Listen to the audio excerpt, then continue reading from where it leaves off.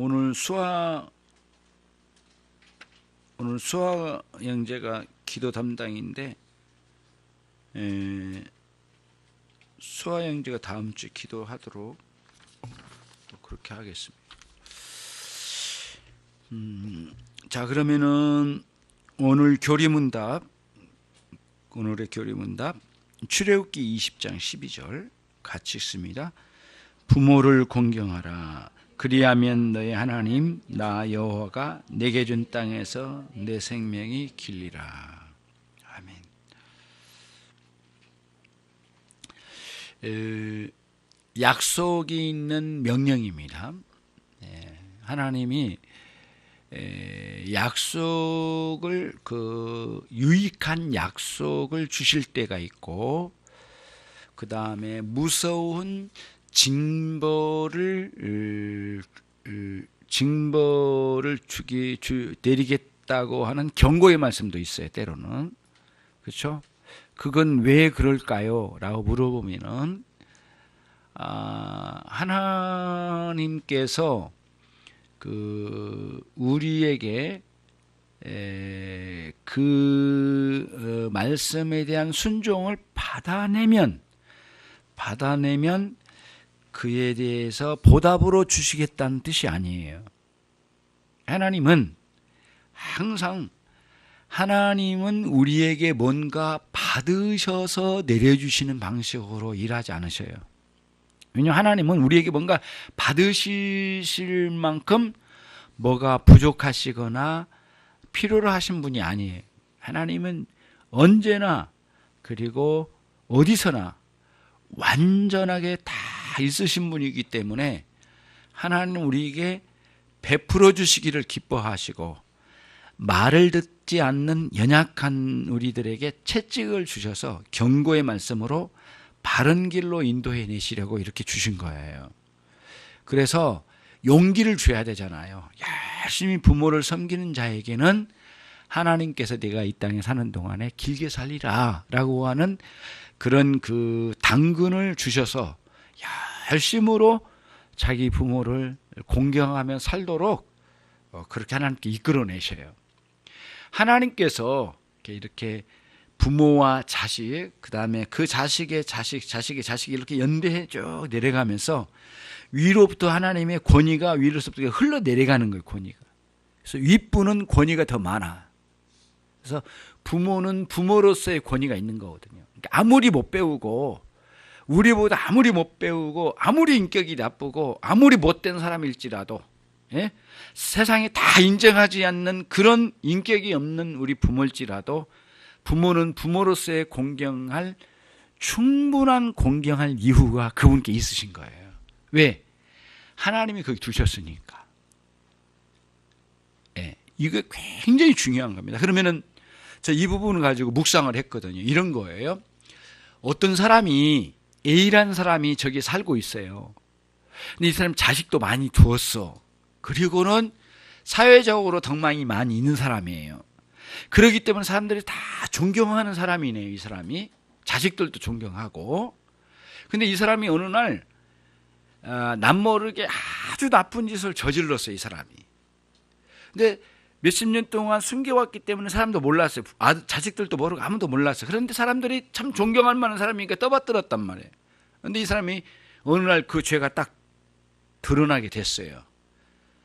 그때 오는 현상이 뭐냐면은 제일 먼저 그토록 존경했던 그 사람에 대한 존경심이 사라져요.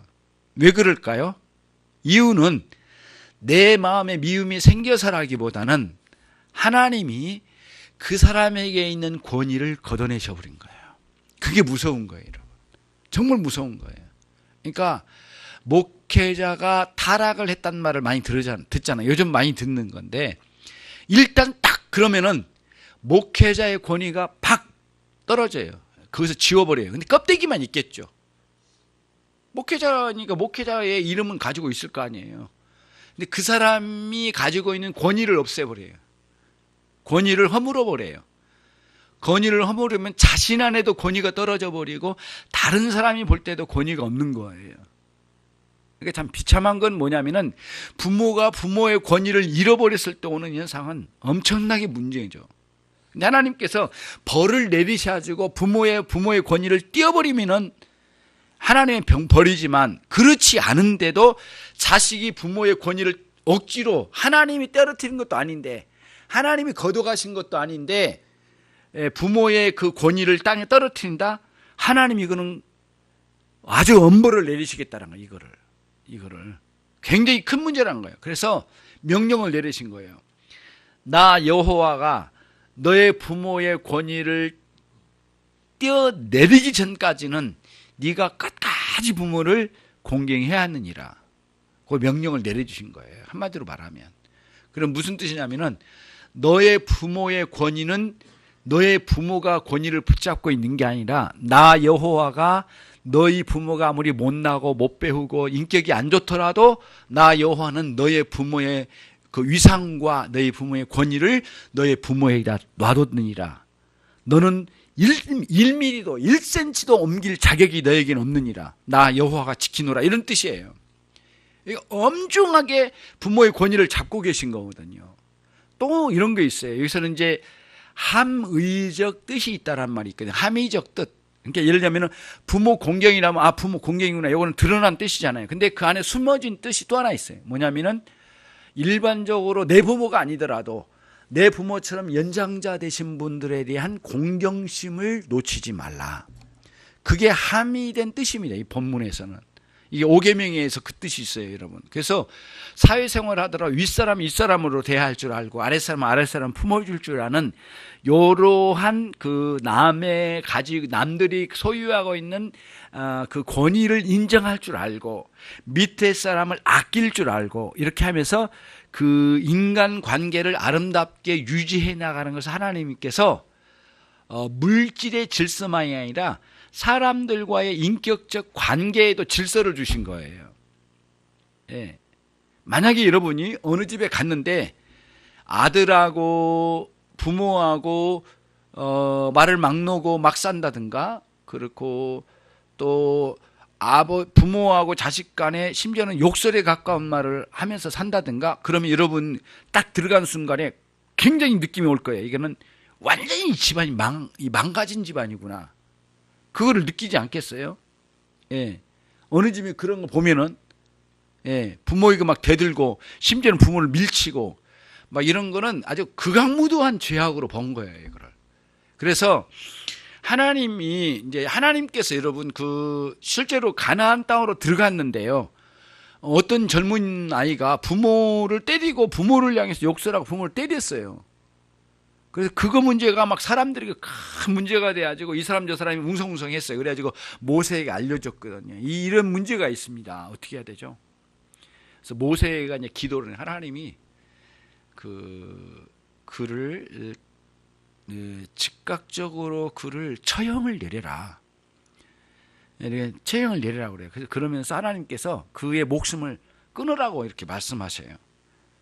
그래서 눈물을 머금고 이제 모세가 명령을 내리고 이제 목을 끊어.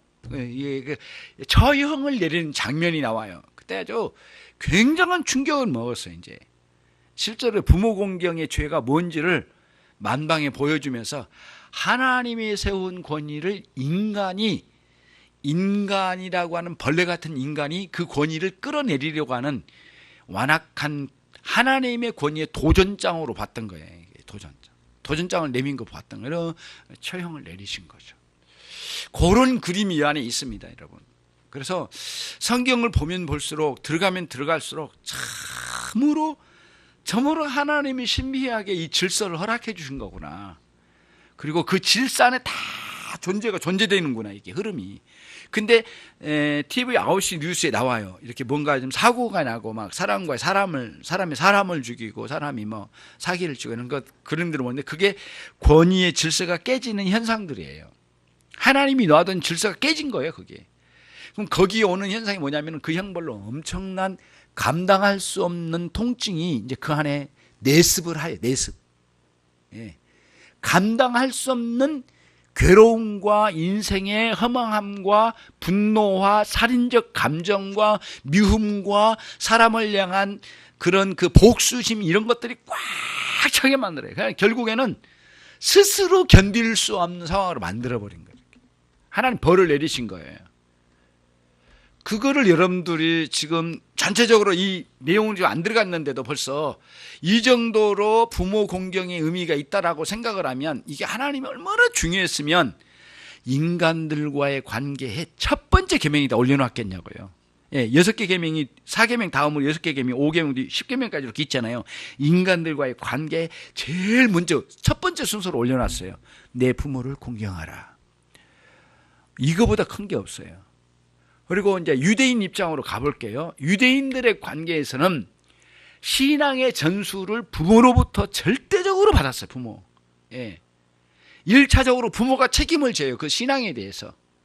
절대적 책임이 있어요. 그래서 부모는 필사적으로 여호와의 신앙을 자녀들에게 전수를 해나가요.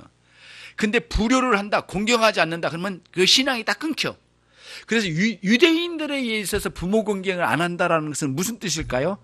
나는 여호와를 거절합니다. 그 뜻이에요. 안 믿는다는 뜻이에요. 신앙을 거부한 뜻이에요. 그것과 맞물려 있습니다. 이 부분이. 그러니까 얼마나 하나님 엄중하게 생각을 했겠느냐고요. 한마디로 말하면 나 예수 안 믿겠어. 나는 하나님을 버리겠어. 내 인생은 내가 할 거요. 막 나가는 거거든요. 이렇게. 그럼 하나님이 벌을 내리신 거죠.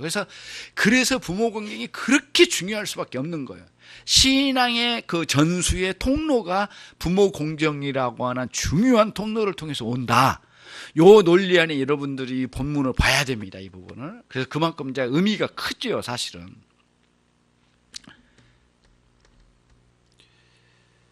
그래서 이제 제가 드린 말씀은 굉장히 큰 맥락에서 드린 거고요. 그 다음에 아주 세세하게 이제 거기서 나오는 이렇게 큰 줄기고 그 다음에 잔뿌리고 잔뿌리에서 잔뿌리로 나간다면 이런 거죠. 부모님에 대해서 서운한 것을 아직도 지우지 않고 있다. 아직도 내 마음에 이렇게까지 나이를 많이 먹었는데 부모님에 대해서 분노하는 마음이나 서운한 마음이나 이런 게 있을 수 있잖아요. 이런 게 있잖아요. 예를 들자면 어떤 사람은 그러더라고요. 내가 그렇게 열심히 중고등부 때 공부했는데 솔직히 아버님이 소 한 마리만 팔면 대학 보낼 수 있단 말이에요. 근데 그걸 안 하는 거예요. 아까워서. 당장 네 놈도 돈 벌어와 이렇게 나가니까. 그러니까 그렇게 공부에 대한 열망이 있는데 그걸 꺾어버리고 돈 벌어와부터 시작하니까 마음이 너무 상해가지고 이제 서울로 올라가고 막 그러죠. 지금도 명절 때 지금은 요즘은 없습니다. 많이 돌아가셔버려 그랬는데 예전에 저희 동네에도 그 여러 집이 그런 일이 있었어요. 실제로. 그 공부를 참 잘 초등학교 때 전교 1등. 형제가 전체가 큰아이 둘째, 셋째, 넷째, 다섯, 여섯, 일곱째가 있는데 전체가 전교 1등이에요. 초등학교. 그러니까 너무 공부 잘한 집이죠. 근데 한둘만 딱 저기 하고 나머지는 다 학교를 아예 강제로 안 보내버렸어요. 그러니까 이 나중에 학교 못 가신 분 이 자녀들이 명절 때마다 올 때마다 술만 먹으면 이제 막 화가 난 거예요, 이제. 그리고는 차이가 확 나버리잖아요. 그 대학을 졸업하고 굉장히 공부한 게 할 수 있는 기회가 있는 사람은 경제적으로 굉장히 많이 부유함을 누린 것 같고 자기는 겨우 벌어서 온 것 같고 이런 게 막 분노가 일어나. 거기서 막 부모님하고 싸우는 걸 많이 봤어요. 싸우는 큰 소리가 뭐예요? 당신이 나를 뭐 가르쳐 줬어? 막 그런 거예요. 내가 공부 안 한다고 했습니까? 그렇게 애원을 했구만 나를 왜 그때 나를 버렸냐는 식이에요. 그런 식의 이제 문제가 막 있는 거잖아요. 그런 것들이 막 있는데 참 가슴이 아파요. 그래서 이런 것들이 우리 성도들에게도 잠재해 있을 가능성이 있겠구나. 부모님에 대한 오래된 거지만 원한을 아직도 풀지 않고 하나님 앞에 회개하고 그게 떠오를 때마다 하나님께 엎드려 기도할 줄 모르는 그런 자잘한 분노하는 마음까지 우리가 이게 얼마나 더럽고 추악한 부모 공경을 거절하는 하나님을 향한 도전장으로까지 보여지는 이 악한 마음이 내 안에도 있구나. 그러면 그거 가지고 회개를 해야 된다는 거예요. 예. 그게 작은 게 아니란 거예요. 아직도 부모님에 대한 미운 감정이 있다면은 그거는 그런 거예요. 이거는 시부모를 통해 향해서도 그렇고 처가댁의 장모님, 장인어른을 향해서도 그런 게 있다면 그거는 문제가 있는 거예요. 그거를 회개하라는 거예요, 우리에게. 여러분 전체가 그거예요. 그래서 이 목회자와 함께 그 문제에 고민을 하고 늘 돌아보는 거예요. 그래서 적극적으로 부모를 공경하지 않는 마음은 이 5계명에 걸려있는 부분이라고 생각하면 딱 맞아요. 그리고 회개 자리에 나가는 거예요. 부끄럽죠? 참 부끄러운 거예요. 정말 부끄러운 거예요. 어거스틴이 나중에 회심할 때가 30세, 31세였거든요. 어머니 모니카가 일생 동안 아들을 구원해달라고 기도했어요. 어머니 모니카가. 근데 세례받고 돌아온 그 전후 전날 어머니가 세상을 떠났어요. 너무 가슴이 아픈 거예요. 그토록 기도하며 나를 위해 기도하는 내가 이제 주님 앞에 돌아온 이 첫날 어머님이 이미 돌아가신 상황이 된 거예요. 너무 아쉬워서 막 우는 장면이 나와요. 그래서 이제 막 회개하죠, 거기서.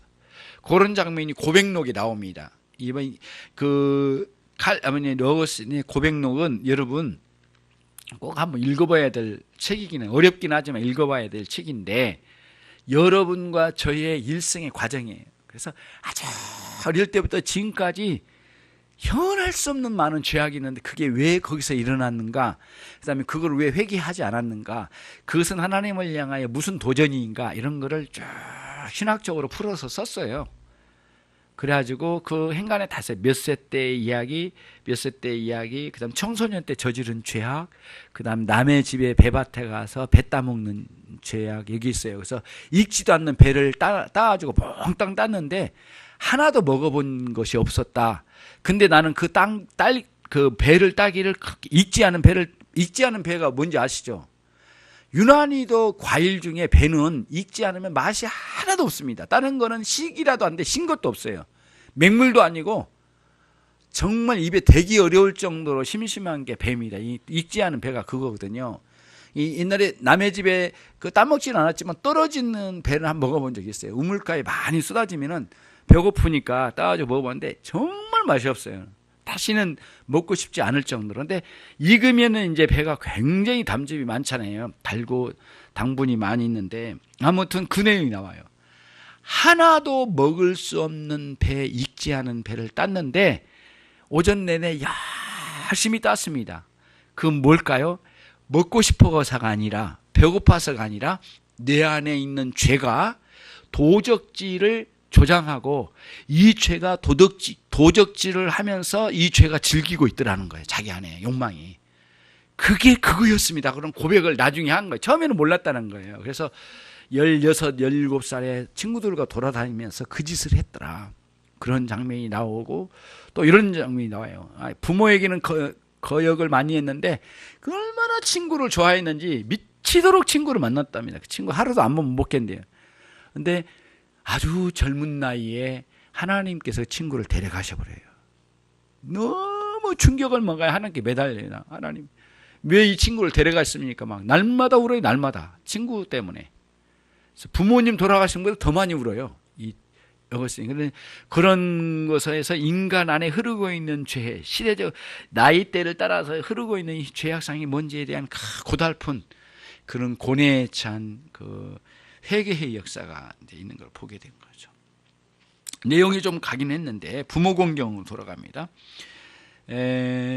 186문 공경한다는 말은 무슨 뜻입니까? 시작.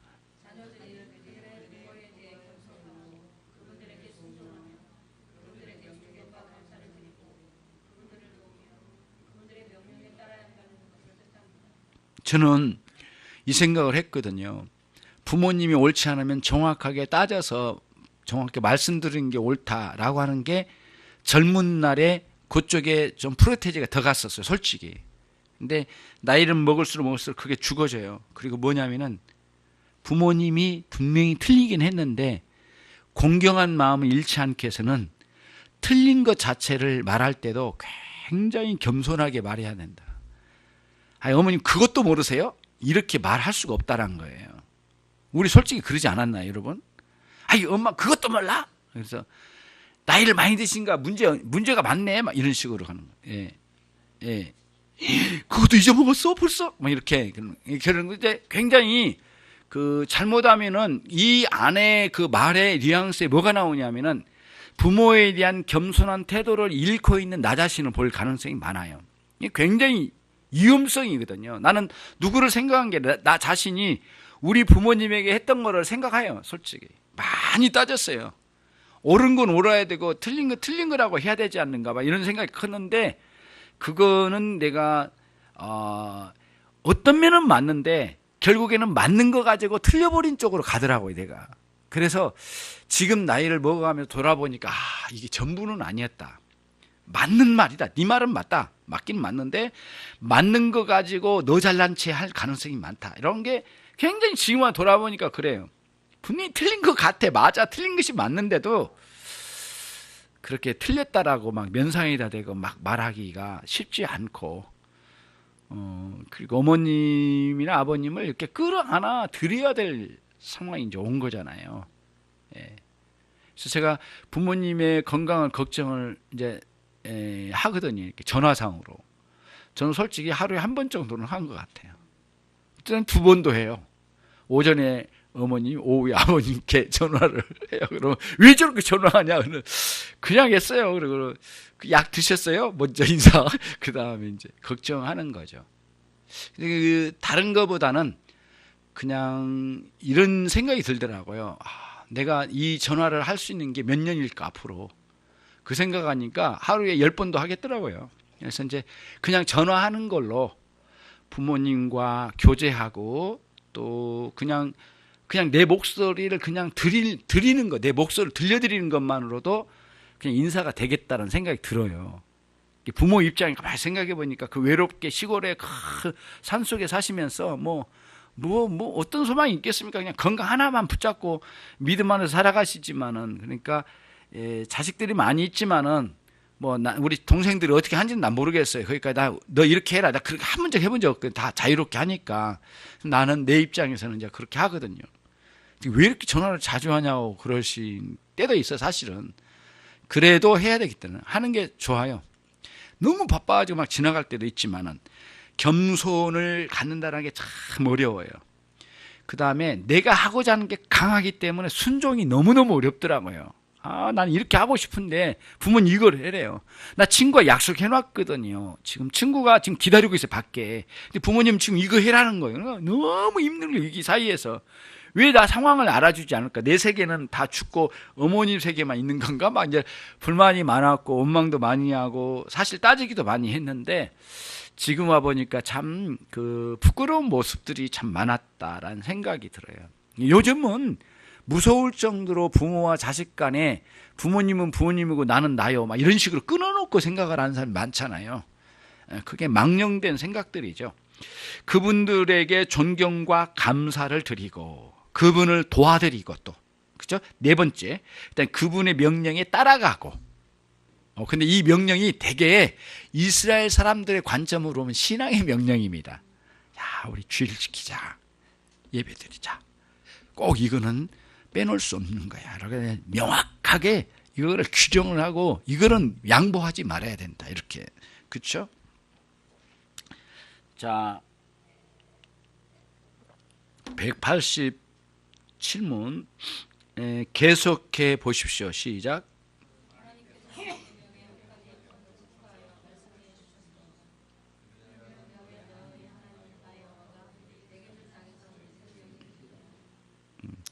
여기에 참 의문이 들어요. 아니, 효도한 사람도 일찍 죽더만 어떻게 이게 맞는 걸까? 이런 의문점이 들죠. 그래서 우선은 이런 거예요. 하나님께서 섭리 중에 참 신앙이 좋은 사람이 일찍 데려가실 때가 있어요. 여러분, 신앙생활 하다가 먼저 세상을 떠나면 하나님께서 혼나가지고 먼저 간 거 아니냐, 이런 식으로 말하면 안 돼요. 남의 일을 함부로 말하는 건 절대 아닙니다. 내가 틀릴 때가 많아요. 남의 그 상황이 하나님이 다 하셔. 근데 내가 왜 그 사람의 죄 때문에 벌 받아가지고 일찍 죽은 거야? 이런 식으로 말하면 안 된단 말이에요. 그렇게 판단하는 것은 우리 생각이지 실제로는 그러지 않을 가능성이 참 많습니다.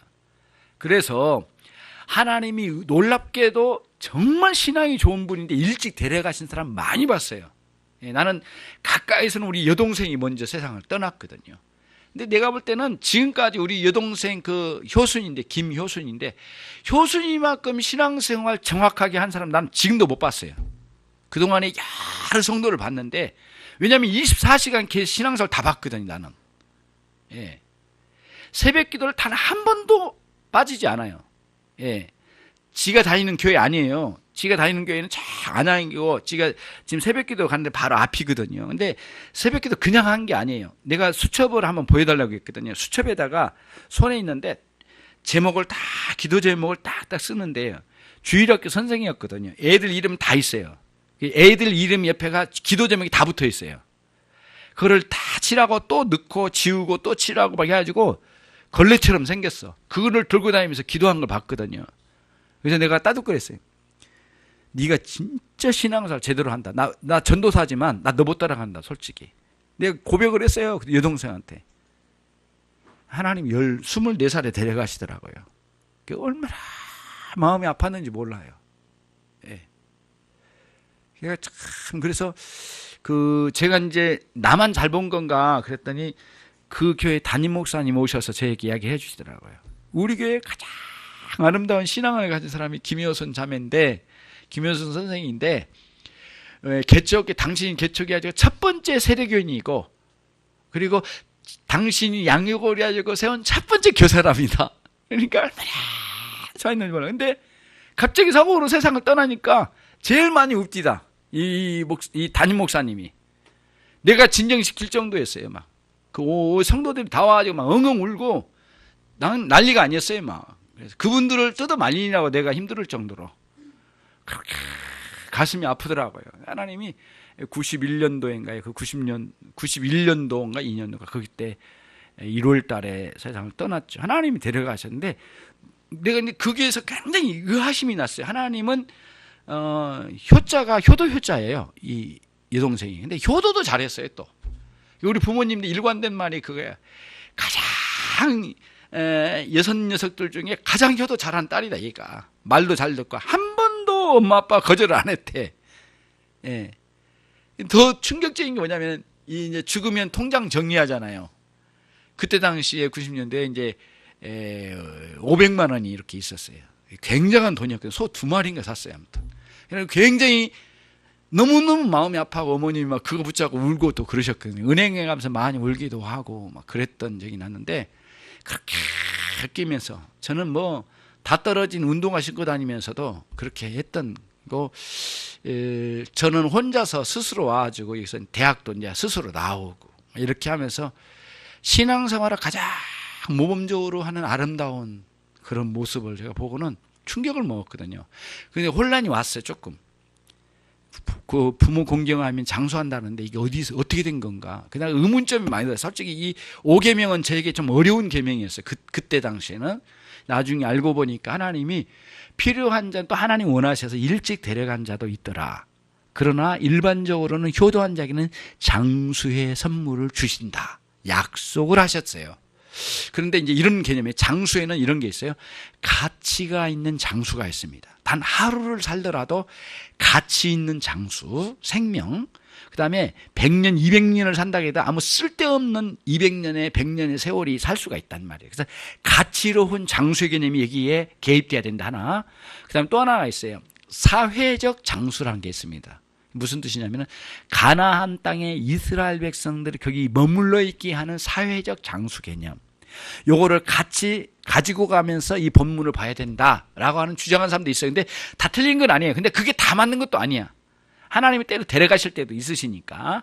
그런 개념으로 이 본문을 나 여호와가 내게 준 땅에서 내 생명의 길리라 라는 말씀에 어느 정도 정리해 볼 필요가 있는 거예요. 그래서 분명한 것은 하나님이 이 부모 공경하는 사람들을 향해서는 기뻐하신다. 요것만큼 놓칠 수 없어요.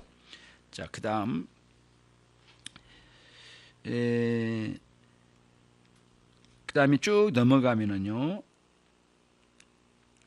190문. 그러면 일찍 죽는 사람은 하나님의 저주를 받았습니까?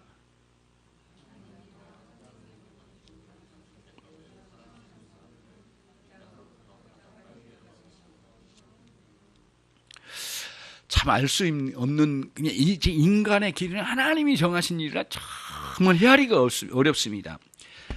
지금 제가 그분 성함은 잘 모르는데 저도 간접으로 들었는데요. 서울의 큰 교회 목사님인데 아주 훌륭한 목사님이셔요. 예. 큰 교회라고 다 나쁜 목사님 아니죠. 다 훌륭하신 분 많거든요. 근데 그런 분들은 이름이 안 나신 분들은 훌륭한 분이에요. 일단은 이름이 나면 요즘 문제가 많아. 그렇기 때문에 이름이 없으신 분이 오히려 더 훌륭한 분인데 그 목사님의 아들이 너무 공부를 잘했답니다. 참 잘해가지고 이 아이를 성장해서 어떻게 하나님 앞에 쓰임 받을까 했는데 독일인가 어디 유럽 쪽으로 유학을 가가지고요.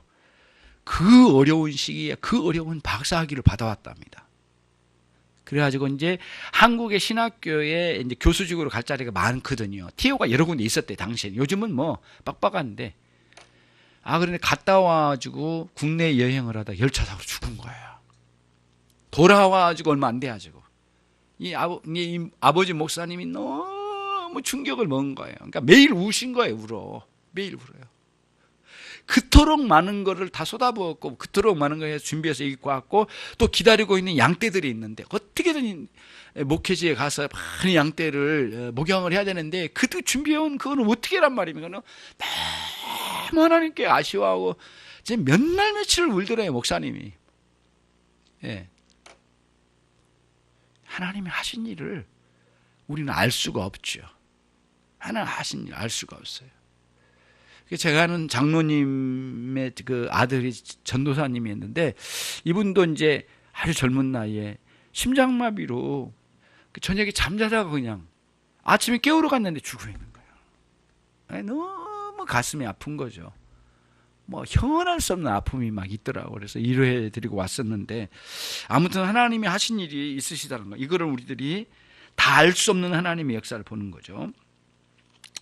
자, 그다음 192문. 그러면 부모를 거역하는 자들에게 대해서는 어떻게 생각합니까?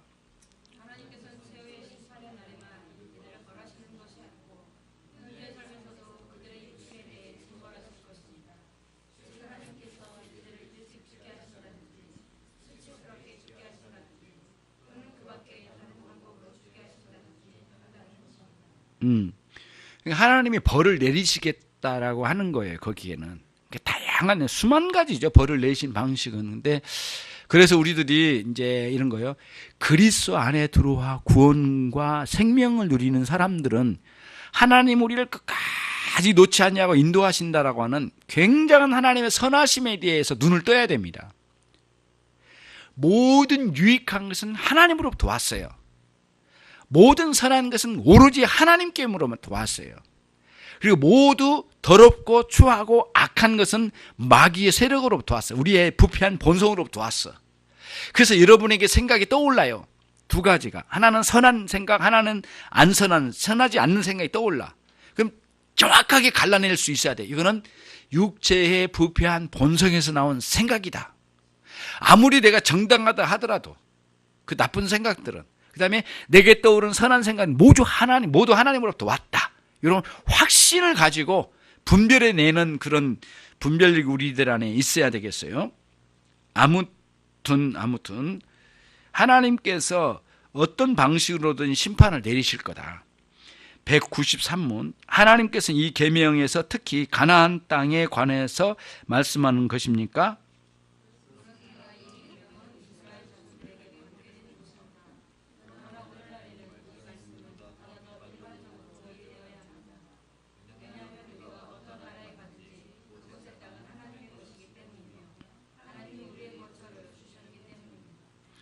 이 땅의 축복을, 땅에서 오래 살리라고 하는 말씀은 단순히 가나안 땅만을 말하신 게 아니라 오늘 또 여전히 그 그리스도 안에서 믿음을 가지고 살아간 사람들이 살고 있는 이 땅, 거기까지도 일반적으로 적용해서 말씀하신 거다, 그 뜻이에요. 어디는 하나님의 땅이니까. 193문. 이제 194문은 뭐냐면 함이 된 뜻입니다. 함의 된 뜻. 함의 된 뜻이 뭐라겠죠? 일반적인 권위는 하나님으로부터 온다, 그 뜻이에요. 이와 같은 내용이 이 계명의 전부입니까?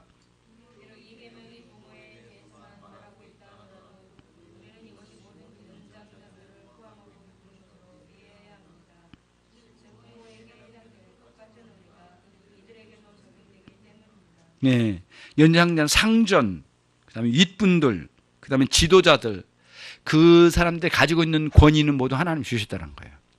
여러분, 이번에 이제 우리는 마음이 안 좋긴 하지만은 어쨌든 마음은 안 좋잖아요. 박근혜 대통령이 대통령 됐을 때와 대통령에서 이렇게 뭔가 탄핵을 하고 난 뒤의 차이는 지옥과 천국 차이죠.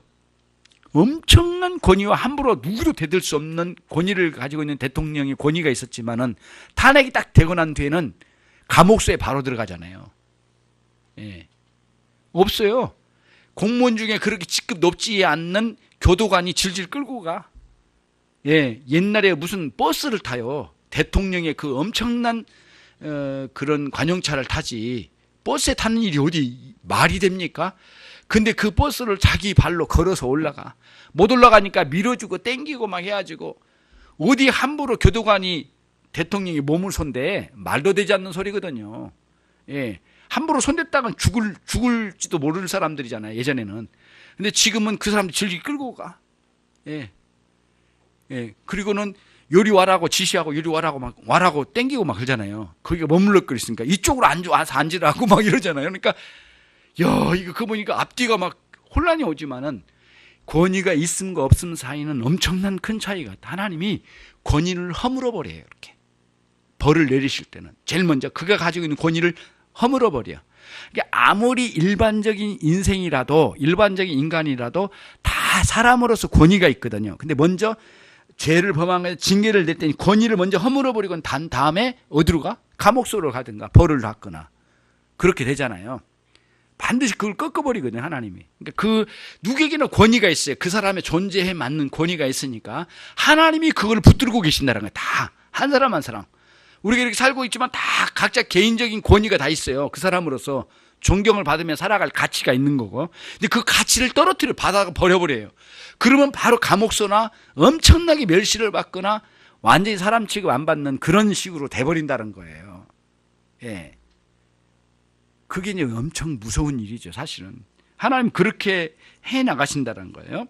그래서 5계명은 부모 공경이지만은 사실은 권위의 문제를 거론한다라고 보는 사람도 있어요.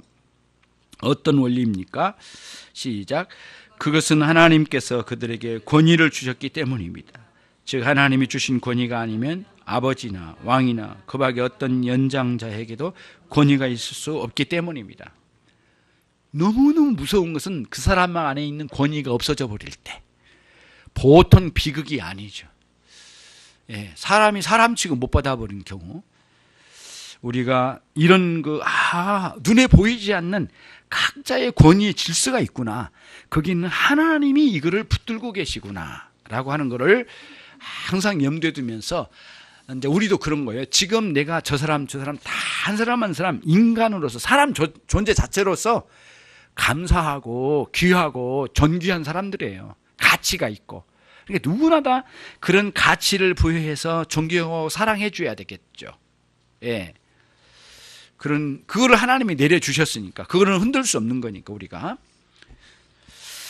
하나님 아버지, 감사합니다. 여기에 참여한 모든 종들도 각자 하나님 참으로 존귀한 존재로 불러주셨습니다. 하나님 아버지, 이 땅에 사는 동안에 하나님이 주신 존귀함을 가지고 품고 살아가는 삶이면서 동시에 스스로는 겸손하여 뭇 사람들을 존경하며 섬겨가는 모든 주님의 종들이 되게 해 주시옵소서. 하나님 5계명을 통하여 이 권위의 질서에 큰 그림을 주심을 감사합니다. 일생 살면서 이 사회에서 권위의 질서, 그리고 하나님 그런 권위를 하나님으로부터 내려진 권위의 질서라는 사실을 깨닫고 우리 주님을 의존하여 살아가는 삶의 원리를 잘 터득해 갈 수 있도록 은총을 내려 주시옵소서. 예수 그리스도의 이름으로 기도 올립나이다. 아멘.